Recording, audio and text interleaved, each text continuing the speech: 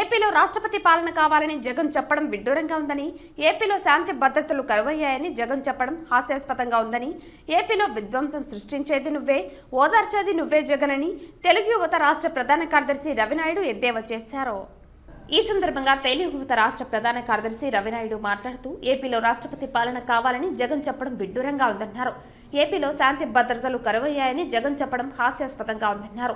ఏపీలో విధ్వంసం సృష్టించేది నువ్వే, ఓదార్చేది నువ్వే జగన్ అని అన్నారు. పల్నాడు ఘటనలో గొడవ పడింది ఇద్దరు వైసీపీ కార్యకర్తలేనని, వైసీపీ ఉపాధ్యక్షులు మున్సిపల్ వైస్ చైర్మన్ ఖాన్తో నిందితుడు జిలానీ తిరిగాడని అన్నారు. జిలానీ వైసీపీ కార్యకర్తని చెప్పడానికి ఎన్నో ఆధారాలు ఉన్నాయని అన్నారు. పల్నాడులో హత్య వెనుక ఉన్న వైసీపీ ముఖ్య నేతలను వెంటనే అరెస్టు చేయాలన్నారు. జగన్ హత్య రాజకీయాల్లో ఆరితేరిన వ్యక్తి అని, వైసీపీ కార్యకర్తలే జగన్ చేష్టలతో ఆశ్చర్యపోతున్నారని అన్నారు. 40 రోజుల ఎన్డీఏ పాలనలో జగన్ స్వేచ్ఛగా తిరుగుతున్నాడని, పల్నాడుకు వెళ్తున్న జగన్కు ప్రభుత్వం బుల్లెట్ ప్రూఫ్ కారు కేటాయిస్తే కారు మరమ్మతులకు గురైందని చెప్పడం సరైంది కాదన్నారు. ప్రభుత్వం కేటాయించిన కారు ఎలాంటి మరమ్మతులకు గురి కాలేదని, ఓడిపోయిన తర్వాత ప్రజల వద్దకు రావటమేంటి జగన్ అని అన్నారు. ఢిల్లీలో ఎన్డీఏ ప్రభుత్వమే అధికారంలో ఉందని, ఢిల్లీకి వెళ్లి ధర్నా చేస్తారని జగన్ చెప్పడం విడ్డూరంగా ఉందన్నారు.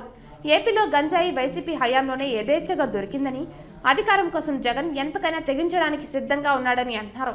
కారు బాగాలేదు, నిన్నటి వరకు అదే కారులో చంద్రబాబు నాయుడు గారు తిరిగారు కదా ప్రతిపక్ష నేతగా, సెంట్రల్ మినిస్టర్ మొన్న వచ్చిపోయారు కదా, అదే కారులో వైజాగ్కి కుమారస్వామి గారు అదే కారులో తిరిగారు కదా.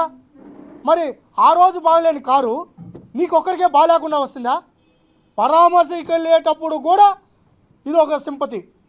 ఏం బతుకయ్యా జగన్మోహన్ రెడ్డి, ఈ సింపతి ఎన్ని రోజులు అని చెప్తున్నా. ఇంత నీచమైన రాజకీయాలు, ఇంత నికృష్టమైన రాజకీయాలు, హత్యా రాజకీయాలు అవసరమా? నందం సుబ్బయ్య గారిని ఎంత గొంతు కోసావు?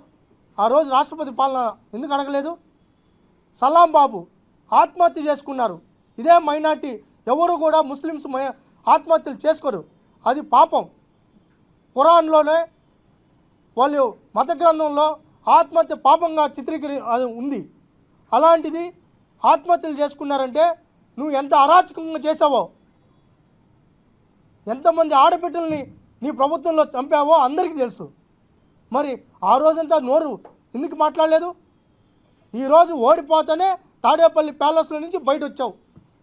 బహుశా జగన్మోహన్ రెడ్డికి హత్యా రాజకీయాల మీద ఆసక్తి ఉండాలి, లేదంటే మైండ్ అన్న దుబ్బు ఉండాలి. గతంలో చేసిన పనులన్నీ మర్చిపోయి ఉండాలి.